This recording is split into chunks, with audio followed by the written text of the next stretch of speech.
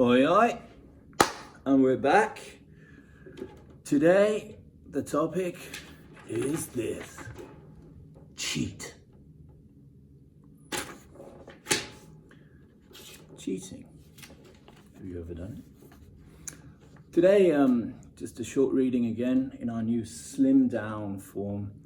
If you look underneath, you'll be able to find the link to the website, which has got all of the exercises, a few more things, and a little bit of writing as well. Please send in some writing, boost your grades up.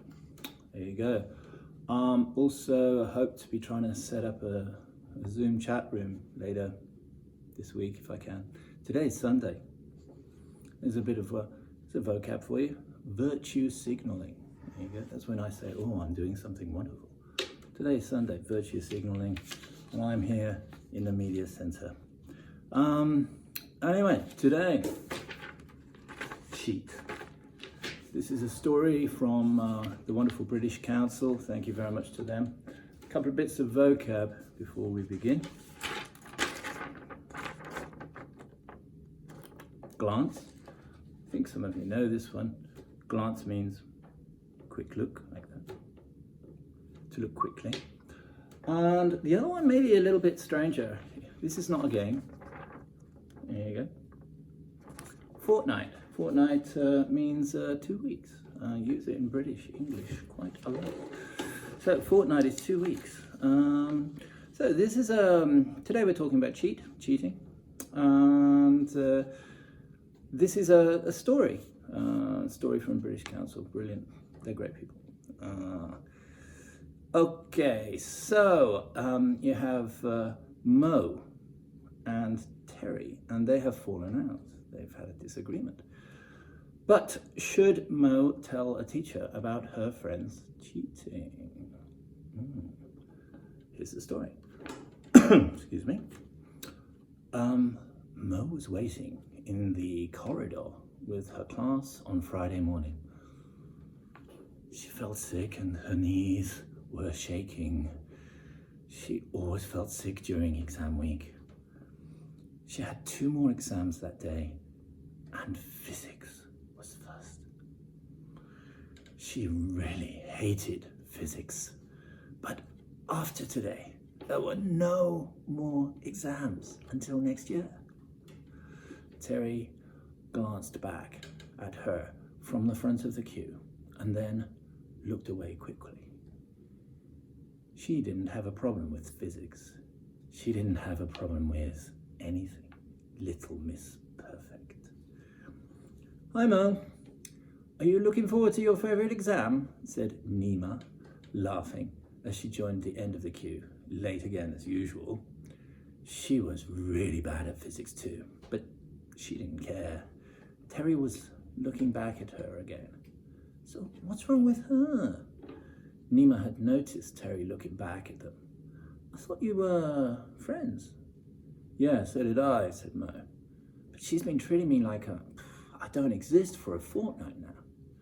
She'd promised to help me revise for the physics exam too, and then just ignored all my calls and texts. And when I rang her house, her mum just told me she was busy and hung up. Nima was trying to look sympathetic.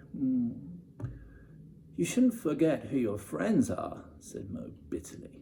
Are you listening? Maureen Quinn. Mr. Reed had just been talking to the class and the other students were already going into the exam room. Mo gave Nima a worried look and followed them. She had been staring at question number 5 for at least 10 minutes, hoping she'd remember what the difference between a quark and an electron was when she looked up.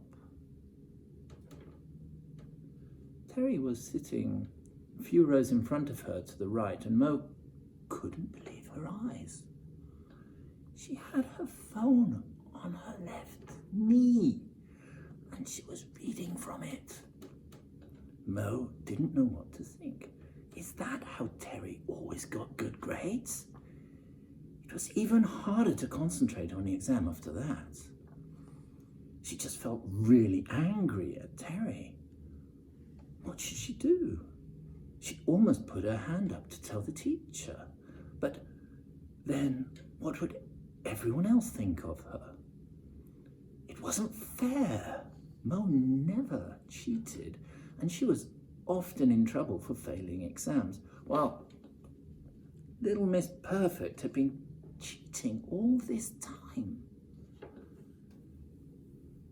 Terry had already put her phone away when Mo looked up again. She looked back over her shoulder at Mo and smiled sadly. "Okay, stop writing and put your pens down." Mr. Reed was starting to collect the exam papers. Oh no, Mo hadn't even answered 2 of the questions. Oh, she was going to fail again. There was an hour for lunch before the next exam, which was history. This was Mo's best subject, but it didn't help her feel any better at that moment. She was furious with Terry. She wanted to talk to her, but she'd left as soon as the exam had finished, and now Mo couldn't find her. She wasn't in the dining hall or the library. She would have talked to Nima, but she went home for lunch, and Mo hadn't been able to talk to her before she left. Mo was sitting in the library with her book open, trying to revise.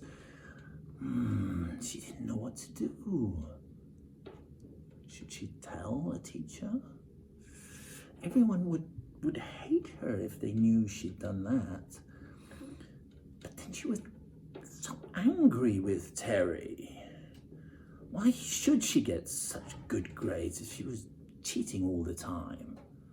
We were supposed to be friends, thought Mo. Just then, Mr. Reed walked past her table on his way out.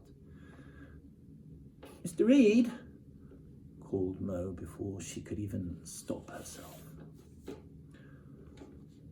Mo made sure that she was sitting behind Terry again in the history exam. Now, they were halfway through, but Terry still hadn't taken her phone out. Maybe she didn't need to cheat at history. Mo felt bad. She wished she hadn't told Mr. Reed, but it was too late now. He had said he couldn't do anything if he didn't actually see a student cheating. And so he'd asked Mo to look up and nod if she saw that Terry had her phone out.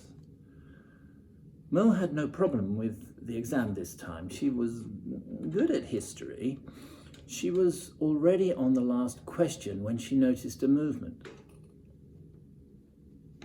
She looked up to see Terry with her phone under the table. Before she'd had a chance to think, Mo looked up and nodded at Mr. Reed.